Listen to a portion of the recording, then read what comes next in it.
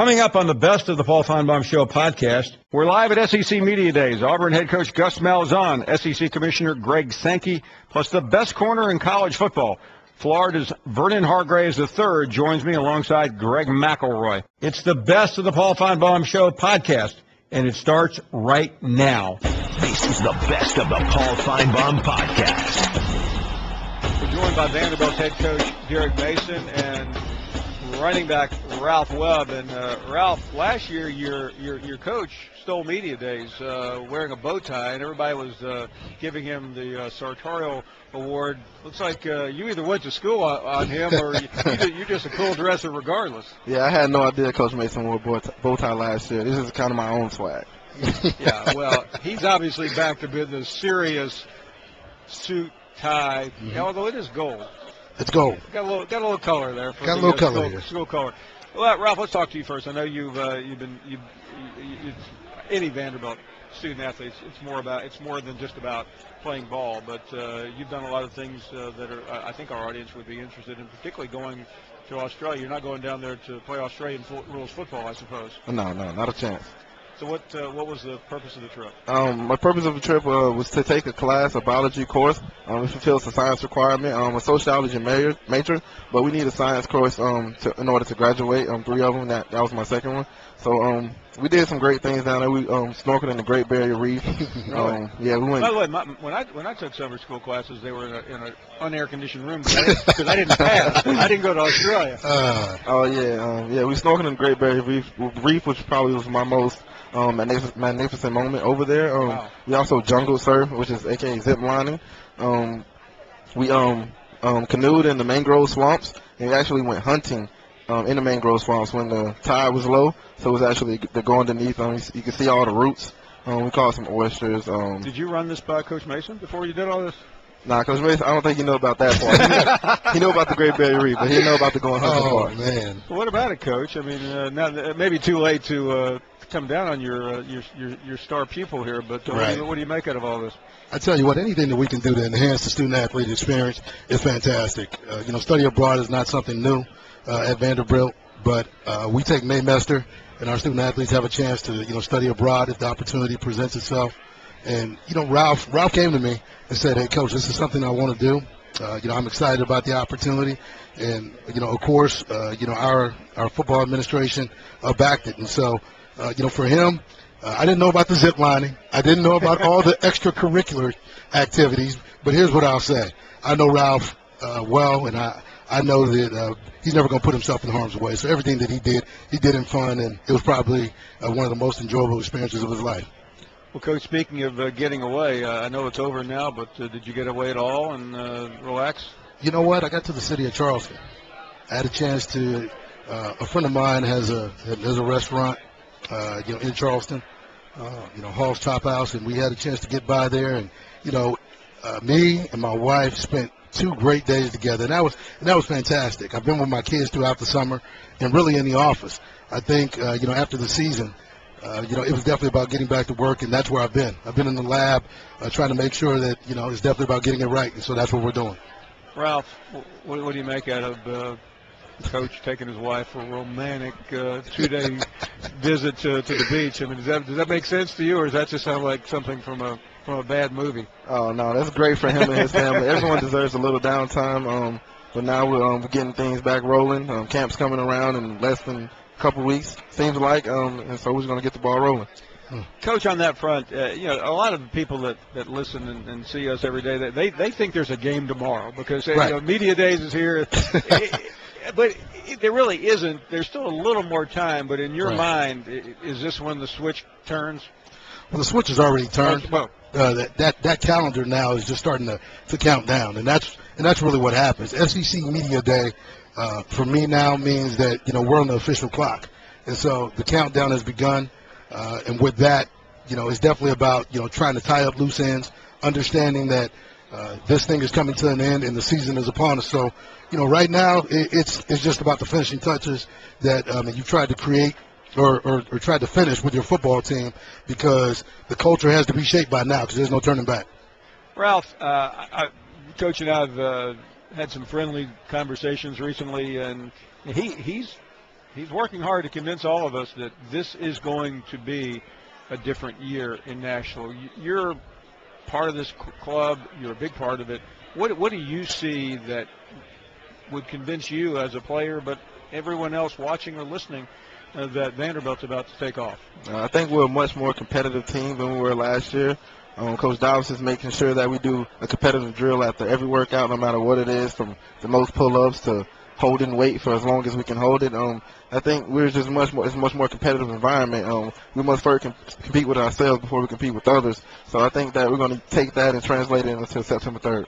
How did last year impact you, and how does it also, or did it, motivate you in the offseason? Oh, yeah, last year there's pros and cons. So we want to take the cons and work on them to make them be the best you can be. And we take the pros and build off it. So there's always ups and downs. We had a very rough season, a very young team, played the most freshmen in the nation, 31. And I think we're going to take that year of experience and implement it in fall camp and make sure we have a much better season this year. Coach, Ralph's turned me around. I like what he's saying.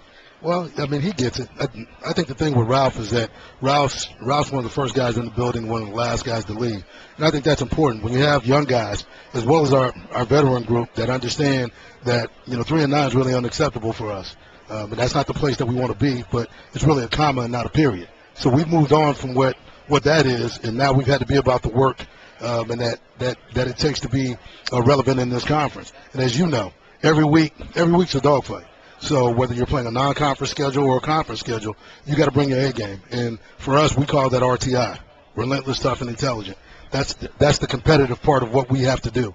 We got to play 4 quarters, 60 minutes every play. We got to be tough about what that looks like, and really start to impose our will on teams. And we got to be better in the intelligence category of making sure that we cut down on turnovers and penalties, and that we maximize our opportunities in situational football, red zone, third down. And if you can do those things, if you can just do those things alone, and those things are measurable when you look at film, you can be a better football team. I was in Knoxville recently, and the fans there are obviously looking ahead, but they did come away with respect for Vanderbilt. And I wonder, that game was in doubt.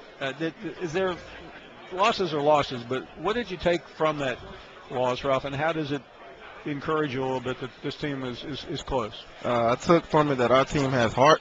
Until the game is over, it's over, but we're going to play until the last whistle, and that's what I love about our team. We're willing to complete, we're willing to sacrifice for each other, and I know that we have heart, and we're going to use that heart and hard work that we put in this offseason to have a great season this year. What is this experience like for you? And I know it's probably not likely that you see your contemporaries around here, but they're all rolling around. The coaches know each other pretty well. The players, how well do you know the other players in this league? I know some of them. I have a best friend, Chris Thompson, who plays for Florida, plays for receiver. We went to high school together, played on the same high school team. So, is it being here? Is it overwhelming, or is it just a lot of people and a lot of questions? It's a very exciting environment. This is very new to me. It's my first SEC Media Day. I've never been here. I'm just excited, and I'm honored that the coaches and Vanderbilt chose me to represent this team. How long did you work on this outfit? It didn't take very long, about 30 minutes or so. Now, I sincerely, Coach, you don't look like the kind of guy that's thinking 4 days in advance what I'm wearing. I mean, do you just walk into the closet early in the morning and just throw something on, or do you think it through? You know what? I guess when you're out, shopping, and I don't do it much, but when you are out, if something catches your eye, you get it then. You don't wait until 4 days. And you say, I'm wearing it. Yeah, I saw the jacket, and I said to myself, about 4 or 5 months ago that's the jacket I want. And, I picked the jacket, and then we moved from there. But I'd be remiss, since we're talking, and Mr. Finebaum, I'd be remiss in not talking about Andy Lovewood. I think Andy's been one of the key hires, to this football team and to this staff. Ralph mentioned James Dobson in terms of our strength and conditioning coach, and he's really reshaped the culture. But when you talk about Andy Lovewood, he's given our offense a different identity. He understands, when you look at his track record, he understands how to utilize personnel and make sure that the scheme matches the personnel, which was somewhat of a struggle for us a year ago. He's been able to put guys in position to make plays, to be successful, and these guys' confidence is high. It's growing, and that's what we need. When you're a young football team, you got to grow. And he's been able to grow this group leaps and bounds, and I'm looking forward to our first game of the season to see how much we've grown. I asked you this, I believe it was in Destin. I mean, you always learn. There's a big difference between that first year and the second year, personnel-wise, and I realize you've made some adjustments. Right. But what else, Coach Mason, did you take away, and do you feel better about right now? I do feel better about right now because I'm not assuming. I'm not making statements about what our football team is going to do. And you know, I sort of made an assumption that our football team was going to be good just because we're an SEC team. And you can't make that assumption. You never know what you have until you start playing games. So with our football team, I haven't talked to our team about anything but the work. That's all we talk about is the work, okay? And you can't shortcut that process. So our football team, I'm not talking about, you know, what we are or what we're going to do. We're talking about what we have to do today, and that's win the day. So as long as we can dominate days and put days on top of days, that gives us a chance to be competitive, and that competitive spirit is going to show itself because our schemes are definitely better. But you got to be able to compete in this conference for 60 minutes, 4 quarters, every play in order to have a chance to be relevant. Well, we're only in the first quarter of the SEC Media Days, but Ralph Webb wins best dressed by far. I mean, with all due respect to your new sport coach. Yeah. I'm going with the players. Oh, you should. You should. You swagged out. I'll take it. I'll take it. This is the best of the Paul Finebaum podcast. One person that's joining us now is Gus Malzahn, and we were talking about the league. And, Coach, thank you very much for being with us. You've been part of 2 national championship games in recent years, and the league, I wouldn't say it's coming under attack, but when the SEC doesn't win, it becomes a big deal. Well, first of all, the SEC West, I've said this before, you know, it's a man's league. It's survival of the fittest now that the Mississippi schools are playing good football. Texas A&M's unbelievably talented. You know, there's no weeks off, and so you got to survive the West. And when you survive the West, the team that does that, then he's got to play a very good team out of the East, and then you get into the playoffs. So it's just going to be a matter of time. We just got to get used to the format. I still think the best football is played in the SEC. Yeah, and I think everyone felt last year you were a college football playoff team if you had had a different schedule. And I'm not making excuses. I know you don't. But that was a brutal schedule. It was a brutal schedule. It was one of the toughest in the country, you know. And going in, you know that. And you just got to overcome it. We didn't overcome it. You know, we had trouble putting pressure on the quarterback the second half of the season. That kind of led to some ups and downs. But, you know, we didn't finish like we would. But, you know, it's a new year. And really looking forward to this year. You mentioned when you dealt with your first press conference today, you talked a lot about Will Muschamp, and I want to stay on that for a moment because I don't remember other than maybe when you showed up at Auburn as a coordinator making as much impact before you ever coached a game. Yeah, of course, you know, like I said, I believe he's the best defensive mind in all of football. You know, he has that it factor. You know, you can just his presence around coaches, you know, they're better. The players believe in him. It's a really good thing, especially for the future defensively. In terms of what he brings, we don't know. We haven't seen a game yet, but clearly he impacted the program in recruiting. He's impacted it in all facets. Yeah. But I suspect you knew that going in. Yeah, we did. We had an outstanding defensive class this past class, and I think if we could fast forward a year or two, you're going to see him recruit specifically to what he wants this defense to look like, and it's going to be a lot of fun. Coach, as an offensive coach, having him there, what does that mean to you? Well, it gives me great security. You know, I sleep very good at night. And then the fact that, you know, he's been a head coach in this league, and I've already bounced things off of him, and it's really a great thing. He's a true professional and just done an outstanding job since he's been there, and we complement each other very well.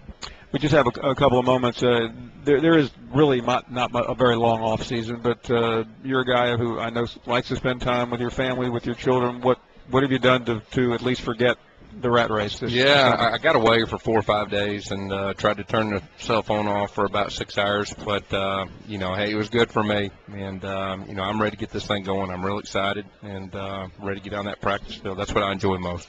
We just saw your quarterback walking around. I'm no judge of athleticism, but I saw a lot in him. Talk about Jeremy. Yeah, I'm very excited for Jeremy. You know, he's really paid his dues. You know, he could have played for a lot of teams around the country. He's been in a backup role.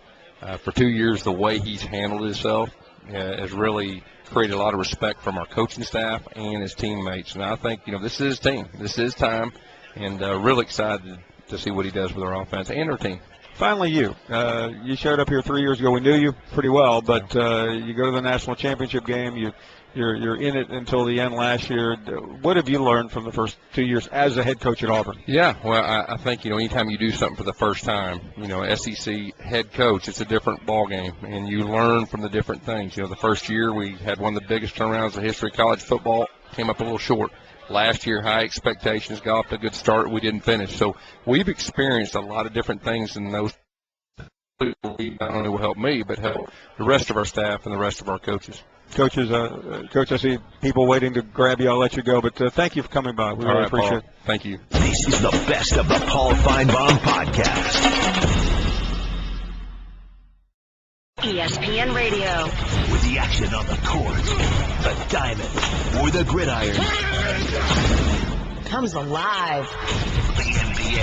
The Golden State Warriors, NBA champions. Major League Baseball. San Francisco Giants are the champions of the baseball world. The new college football playoff. College football playoff national champions, the Ohio State Buckeyes. Your home for the best in sports play-by-play. ESPN Radio. This is the best of the Paul Finebaum podcast. Bruce Feldman, the well-known writer with Fox, also is the best-selling book QB, out last year. And Bruce, I know you've been here a few times because we've been here a couple of times together. And I always get the question from the newbies, man, I can't wait. But it always does start like this. There's not much happening in the first day, particularly when Vanderbilt and a couple of other squads are bouncing around. Yeah, it's a little more low wattage at this point, but I still think there's an aspect of, Greg Sankey speaks, and then all of a sudden we're looking around, and they brought in the players first into the big room, and here's, Jeremy Johnson, and you look around, I'm like, there's probably more people around him right now than there will be at like every other conference media day, but maybe the Big Ten. And it's crazy. Like, sometimes the head coach, maybe there's a little secret, sometimes some of the programs will bring up local media or a few national members up to a suite, and they'll have their own little media availability. And I went up to the Florida one, and Jim McElwain's in there, and he's making a joke. He was like, you guys weren't out here last year when I was in Vegas for Mountain West? And I wanted to say, hey, I went to that. It's at a casino. There's like 9 media members there, and it's way more laid back. This is that times 1,000. And, as a national media member, you just can't miss it, though. I think you feel like you have to be here because it's just kind of a spectacle. Yeah, I mean, I was part of it today, but I was still like, what's Sports Center doing here? I mean, there are a couple of other major events, but it is part of the lure, and I'm curious how much of this does the SEC is the SEC's creation, and having said that, how much are they paying for it now? Because this was a 7-year drunk fest of sorts. Look at us, and now the narrative is changing. Yeah, I wrote about that today, where it's like, quote unquote, the 10 things to see, and one of them, the first thing was the drought. Right. It's like, well, they haven't won a national title in 2 years. That's not a drought, but by the SEC ridiculously high standards, that's what it looks like now, because you're on this big stage. It's almost like, Florida State has in all this bad. You forget in trouble and everything, and their fans are going, wait a minute, don't you see what's going on at LSU or some of these other schools? But it's like, you just won the national title. Your star player last year was in the news for the wrong stuff for like 18 months. So with that being up on that pedestal comes the good and comes the bad. And, but I think every other place, I mean, Jim Delaney would wish he could have this kind of forum, I think is the best way I would describe it, because you can do with whatever you want. I mean, look, for a guy like Vernon Hargraves, who I think represents himself in Florida really well when he speaks, I think that's a great thing for them, because, we have 1,000 media members here. Even if Nick Saban and Les Miles and Steve Spurrier aren't out here today, all these guys are going to go somewhere. We can't all go to Chick-fil-A for lunch for 8 hours or whatever. So if you can, utilize the stage. If I'm Derek Mason, I am trying my best to captivate people and get people to believe. Not because they're going to recruit us, but you can get your message out a little bit and get some momentum that way. Bruce, from that national perch, which you have and have had for many, many years, what if the SEC doesn't do it again this year, and it is Urban Meyer? Ooh, that's a tough pill to swallow because he came from Florida. Now he left. I don't want to say with his tail, between his legs, but he got overtaken by Alabama. And a lot of times, you can look at it and say, okay, well maybe this is flipped now because look, they're the odds-on favorite to win the national title. And I think, you go back not even 10 months, and everybody was. It was a punchline for the Big Ten that Ohio State loses to Virginia Tech by 2 touchdowns at home, and there was other losses in the league. Well, the reality is that didn't happen overnight. All those the Big Ten had been losing bowl games and had been embarrassed, and Michigan, which is one of their glamour schools, has had one top 25 finish in the last 7 years, and Penn State had their issues that left them reeling. So the fact that Urban Meyer has helped lead Ohio State and kind of lead the Big Ten back to prominence is interesting. Now, can he sustain it? That is the hard thing because, he did for a little bit and then it all collapsed in Gainesville. But I think for people looking at it and going, man, let's see if he can do it. And then all of a sudden, the best program in the country will not be in the SEC. And I think, to a lesser degree, if you were to ask people at this time last year who's the best coach in college football, I think, the overwhelming majority would say Nick Saban. If you ask them right now, I think a lot of people would say Urban Meyer. If he wins another championship, I think Alabama gets further and further away from where they were that night when they just smoked Notre Dame in Miami. I mean, that seems like a while ago now, and I was just down there in the spring game, and you look at it, and they have more big D linemen and more athletic big people than anybody in the country. But if you don't win, and if you don't have a big-time quarterback delivering in the clutch situations, it doesn't matter that much. Yeah, and I mean, you mentioned Saban and Meyer. I was reading, again, everyone has these polls, but one of our colleagues did a poll of the most influential people in sports, and Urban was ranked ahead of Saban.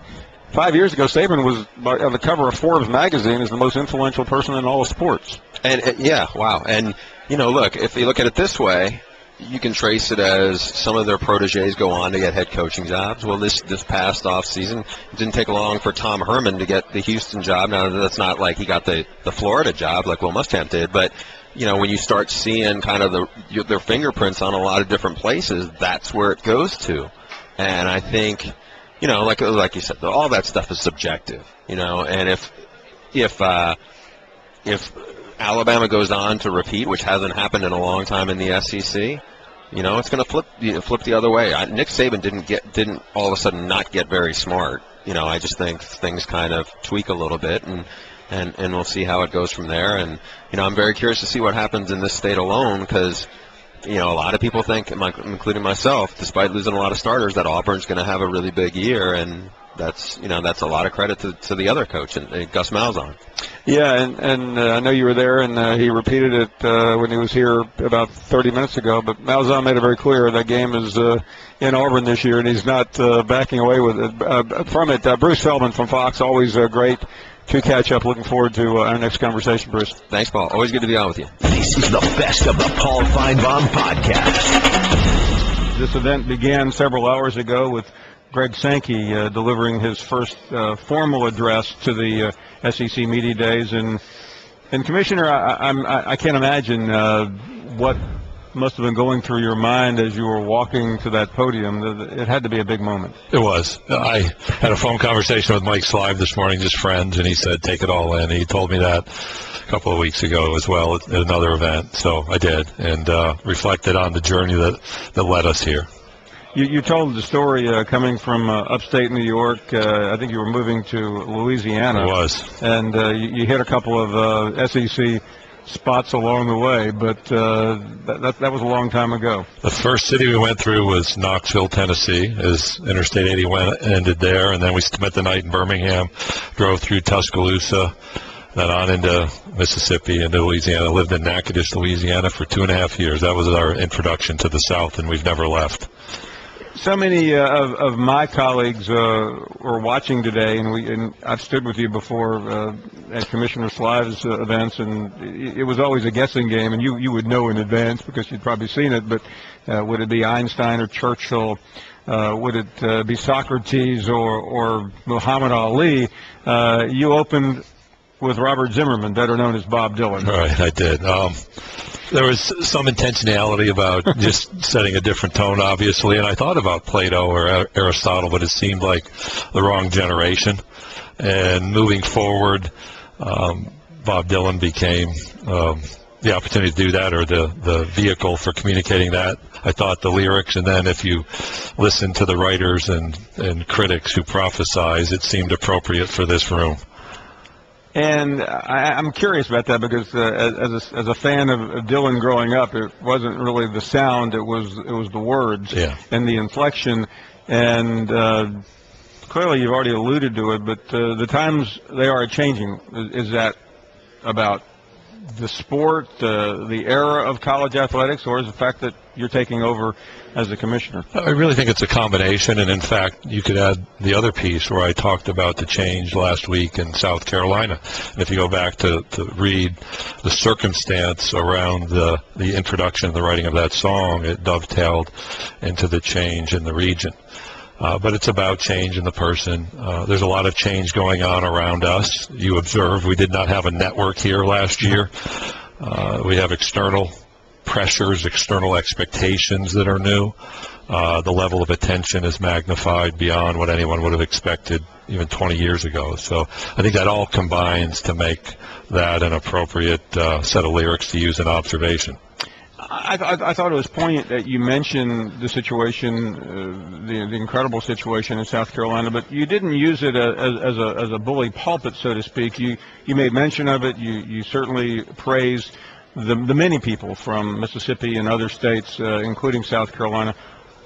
What went into that thought process? Obviously, we've been following it, but it is still a little bit unusual for the commissioner of the SEC. It is. It was new. I made a statement from my perspective a few weeks ago as the focus was growing, particularly in South Carolina. We also saw our university leaders take positions, and we are a conference, and it was appropriate from the position to convey support for their position, but it echoes the position I communicated, again, a couple weeks ago. Do you intend to use your office in a position of trying to enact change or to react to change, or both, or neither?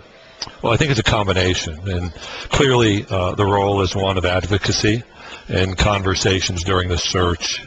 Some of the questions to me were, what do you see for the future and how do we lead? And so that was the theme this morning. And Mike led so well, and that's about who's around me, and I think I was a helpful part of that for him. And we have staff and leaders on our campuses who are helpful in that regard. So advocacy for change is one. There's also a reality that you have new ideas generated by others. There are really smart, thoughtful people working in college athletics across the country, and we may kid about the rivalries, but I respect my colleagues.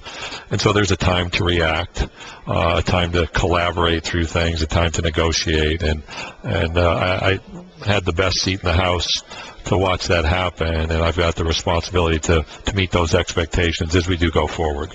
Commissioner, I don't think you were intending to take a shot across the bow at the NFL today and Roger Goodell, but if you were just listening or watching with one eye on the screen, you mentioned about we're not playing in London and other places around the world. Talk a little bit about your intent on that statement. Well, it really was to expand beyond just a competitive aspect, game locations, to who we are, and convey that we have international students who visit our campuses as students, enroll, compete, and go back home. And they talk about change. And so that's one part of global influence. We've seen some of that in the stories we shared today with a player from Vanderbilt in Australia on a study abroad program. Ole Miss's football team went to Haiti. There's a baseball team from Vanderbilt going to spend some time in Cuba. Kentucky sent student athletes to Africa. That's influence. If we have those opportunities, great. But the strength of this league is in our 14 communities, our campus communities, and across those states. And particularly as it relates to football, there may be a time when it's appropriate, but we don't want to walk away from our fan bases in any way, shape, or form. Your job certainly is to lead this league. Your influence on what happens on the field deals with legislative issues and administrative issues, but many of us woke up today to a headline in USA Today and a column by Dan Walken about this league is not to be, it cannot take itself for granted. The article went on to talk about how this used to be a brag fest for 7 years during that run of national championships. The SEC has still won has won 7 of the last 9, but it's almost like the world has come to an end these last 2 years. I'm not sure what you can do about that, but certainly you are the commissioner, and I'm sure you're aware of the noise. Very much, and I think it was Twain who said at least the observations about our demise are greatly exaggerated.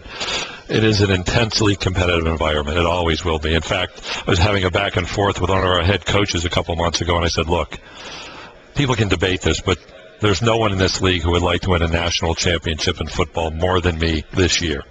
Truly. Let's put that aside. But the commitment on our campuses, really the intelligence of our coaches. One of the rewards I have, and you see it as well when you interact, like with Jim and others, is they're very bright people who are very focused on their sport. They're innovators. They're developers of people, and we'll be okay. But there is a high bar to meet, and I think if we win 8 in a row, that's great. But that doesn't just define success. We could win 7 again. That'd be good, too. Finally, Commissioner, you came into this job in Nashville joking about tweeting, and I know that there's been a lot of back and forth on that, but you did something today that was extraordinary. As you were speaking, you were live tweeting. Can you let us in on the secret? It's my shoes. It's the shoes.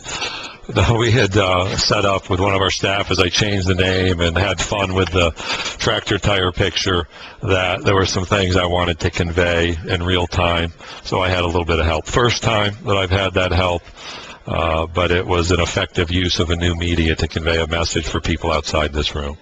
Well done. An extraordinary day for you and getting this off to quite an amazing start here on the network. Commissioner, thank you very much. Well, thanks, Paul. It's great to have you and the network with us here live. This is the best of the Paul Finebaum podcast. And now, for Geico's edition of Stuff Found in Your Car, we go inside your side door pocket. Hello, yes, the crumpled receipt with gum in it. From your anniversary dinner, you sprang for expensive wine, your server was Beth. That dinner was a couple $100. Money you could get back if you switched to Geico and saved hundreds of dollars on your car insurance. I bet you'd save that receipt. Frame it even. But really, where did I go wrong? Was it the corkage fee? Geico. 15 minutes could save you 15% or more on car insurance. Visit geico.com today. This is the best of the Paul Finebaum podcast. Greg McElroy returning, and Vernon Hargraves, the outstanding corner from Florida. I have to ask you, I talked earlier with Ralph Webb. We saw Jeremy. Did the memo go out that everyone had to wear bow ties today? I'm not sure, but I bought mine today, so. You've seen a couple guys dressed up. Who dressed the best today so far of all the people you've seen? I like how Brandon Powell's dressed. He has a very sleek suit on, very nice, nice fitting. I like it. Chris Frost was pretty good too, Paul. Did you get to pick up Chris Frost? I have not, but I'm going to a fashion show after this for SEC stars. How does it like it? I mean, you're with some of these guys. I know you've been around. Right. Do you guys communicate about meeting up here? I know there's not a lot of time. Right. Actually, I don't know the guys here from other schools, but I do know a lot of other guys in the SEC. And, we do talk. We keep in touch, but we know when the season comes that it's go time. You made some news today talking about one player you faced last year. We built it up as the matchup of the season when Florida and Alabama played. I'm sure you're glad to see Amari Cooper move on. Right. I mean, he's a great player. He's very tough. He can do anything he wants to do on the field. But I think what separates him is how he approaches the game, his mentality. He knows he's the best, and he plays that way, and it shows. When you approach a game plan, like you did last year against Amari, or how you approach DeMarcus on a daily basis, what do you look at in regards to the strengths that the receiver has that you're going to be covering, and how do you take those away? For guys like Amari Cooper and DeMarcus, that there is no taking it away. It's you got to compete. That's all it comes down to. Because you're probably going to be in position. They're definitely going to be in position. And when the ball's in the air, you just got to compete for it. The last time we saw you, you were saving the game against East Carolina. You're covering that fade from the slot position on Justin Hardy. Right. You knew it was coming. I did. How'd you know at that point that they were going to run that play? They'd run it a few times at you. They'd had some success on it a couple times. Right. How do you always step up to make the big play in the biggest moment? It just came to me. I knew what I was going to get covering him in the slot. I figured they had to go to him. It was to win the game. He was their best player. I mean, the ball had to be coming to him. And, he took his release. I looked back for the ball, and before I knew it, the ball was in the air. I just had to make a play on it. Vernon, I realized it was 6 years ago when you were a young man, but have you seen the video of what this man did to your Gators in 2009 in the championship game? He was a great player. He was a great player, man. I wouldn't have been trying to take him on, though. I can promise you. We had Hayden on one side. Right. That was a good secondary, too. Right, it was. Really It good was. secondary. It was. The only reason we got at Hayden is because I saw corner blitz and we checked to a screen. Right there. Bluffed him. Ingram bluffed him perfectly. Screen out the back. I got you. I bet. When you come in on a blitz like that, are you coming in just reckless abandon, or are you coming in under control trying to sniff something out? Oh, it's control chaos. You come in, there's different rules you have to play. You come in and you get his own read, you have to settle it down, and you got to play the quarterback. If he gets to drop back, you got to make sure he can't spin out on you. So it's control chaos. You got to go in there like a madman, but you also have to be controlled, though. What's it like with a new regime on the defensive side? Certainly, Will Muschamp was a coach I know you guys love, but you have a new coordinator from state. Mm-hmm. How has it changed, and what impact? There hasn't been a lot of change, and I think I can credit the coaches for that. Coach Mack and Coach Collins, they didn't come in and try to put their foot down. They let us get used to their ways. They told us how it was going to be. They let us mold to how they're doing things, and I think that's all we can ask for. You guys are really strong in the secondary at every position for the most part, even at nickel. Right. I mean, really strong, 5 wide, about as talented as you're going to find. Now in the front 7, there's a couple question marks. Right. Antonio Morrison's coming back from an ACL. You have a couple injuries. Some young guys that could be stepping up. What are you guys going to do in the back end in order to allow those guys to grow into their new roles? We try to be perfect on the back end to make everybody else comfortable. That's our job. We're the best we're the best unit on the team, and if we're playing good, it'll trickle right down the ladder. Vernon, certainly a lot of people have harped on what happened last year, and obviously Coach Muschamp left, but how frustrating was it to see this thing start off so well and then it just spun out of control? It's extremely frustrating when you're not winning. It's always hard when you're not winning, but we grew as a team from it. I think we needed to go through that, and now we just got to bounce back. We have everything in place, and there's no excuses for us, and we're ready to get after it. You guys ranked first defensively in the SEC in several major categories, and your offense, frankly, let you guys down on a lot of different occasions. Did it ever get frustrating for you guys as a defense, seeing your offense constantly struggle to stay on the field? Oh, without a doubt. Without a doubt, we were frustrated. I think now what we learned from it is how to control and where to aim that frustration. We can't just aim it at the offense because we got to build those guys up. They're a team, and it's not going to help. If we're criticizing too, as long as everybody else is too.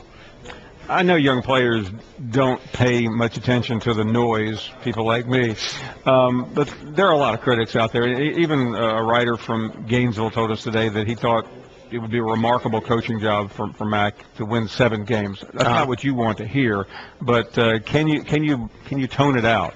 Of course, tune it out all the time. I think you have to. Being a college athlete, being a coach, like being in Coach Mac's position, you have to tune it out. Because that stuff can get to you, and if you let it get to you, it can ruin you. It can mess up your game. Do you think those of us, including your new best friend Greg, know what we're talking about when we're dismissive of Florida, primarily for offensive issues, particularly on the offensive line and quarterback? I guess that's for the media and the fans to decide.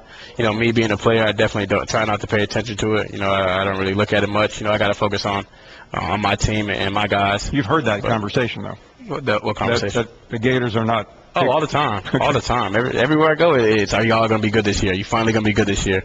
And there's not really an answer for it. We gotta prove it when fall starts. How was it sometimes last year? I'm going to point to the Georgia game where you guys come out both offensively and defensively and dominate. Right. Why were you capable of that sometimes, but not all the time? You know, I asked my team the same question. You know, I wonder. I know it was just. I guess that's just how the season was going. I guess that's college football. You know, there's no answer to it.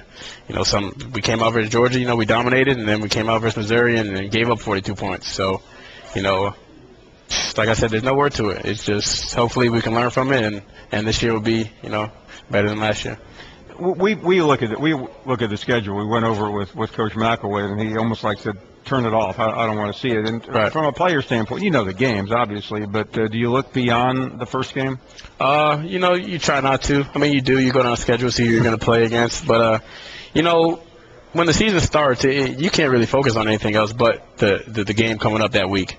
So it's not that big of a deal. There it is, by the way, in case you were wondering. If you're going to pick out one opponent, you're looking at the schedule right now. Yep. And you're going to pick out one opponent. Who's the opponent that you want to beat more than anything else?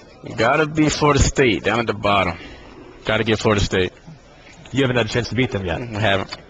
By the way, I was in Knoxville a week and a half ago and saw Josh Dobbs. That's the September 26th game. They haven't beaten Florida in 10 years. And Josh didn't say anything, but others have. They're pretty confident for a school that hasn't beaten Florida in 10 years. Right. I mean, they were confident last year, too. You know, they came at us with all the checkerboard stadium, and they tried to do all that. But, you know, it's Tennessee, Florida. I love it that way. It's supposed to be that way. They're supposed to want to win. They're not going to come out and say they're going to lose. So, you know, I'm excited to get them back in the swamp and see if they can handle us. On Josh, and certainly I'm sure he's someone you respect. Right. When you look at other quarterbacks, do you spend much? I mean, obviously you're dealing with them to a degree, but do you think much about these guys yet, or do you wait till the next phase? As far as quarterbacks go, I don't really watch too much film or really concentrate too much on quarterbacks. It's more of the receivers I'm going to cover and the route concepts I'm going to get. But I do know about players. You know, I do watch highlights. You know, I watch everybody's highlights. You know, he's a great player. He's a great athlete. He can run. He can throw. And hopefully we can give him some problems in the swamp. What was one thing that you looked at from your film last year that you wanted to learn and develop on going into this season? It was definitely my tackling was the emphasis after my freshman year. I did an okay job last year. Still too many missed tackles. So when I watch film on myself, it's all the tackling plays that I have. I know I can cover. I know I can do all that. I know I have great ball skills and I can do all that. It's just tackling. What is it about playing cornerback? And I've always wanted to pick one of the best in the game's minds about this. I used to ask Revis this, and he never could get much out of him. He's kind of quiet. So tell me what your mindset is going into every single snap, because you guys battle 60, 70, 80 times in a game, but it's a battle. The war's won at the end of the game. You got to have a short memory. You got to have a ton of confidence. You got to know how to go about your business. How do you approach that? I think it's the preparation throughout the week. You know, playing corner, you have to understand that you will get beat. And like you said, you have to have a short memory. And it's your confidence level. And your confidence level comes with making plays and playing well and practicing well. For me, it's all practice. If I practice well, I feel like I'm going to play well, and that's that. So as far as having my mind right, it's having that good week of practice. Everyone wants to say, especially at the corner position, in the NFL, we see it all the time, Paul. I mean, who hasn't said they're the best corner in the NFL, right? Right. I mean, you got Sherman saying it, who says it Reeves saying it, Patrick Peterson. We hear it all the time. Uh-huh. Are you the best corner in college football? Oh, I'm the best corner in college football, without a doubt. That's what I like to hear. You're sticking with it? You don't want to take it back? Oh, no. Absolutely. Absolutely not. He can back it up. That's a guarantee. We have been chatting with the best corner in college football, according to himself. And many others, according to me, too. Yeah, I would absolutely agree with that. Vernon Hargrave, it's been an absolute pleasure to visit with you. Thank you. I appreciate you. No, you don't pay attention to us, but we pay attention to you. Thank you for listening to the best of the Paul Finebaum podcast. Tune into the Paul Finebaum Show every day from 3 to 7 Eastern on the SEC Network or on the ESPN Radio app.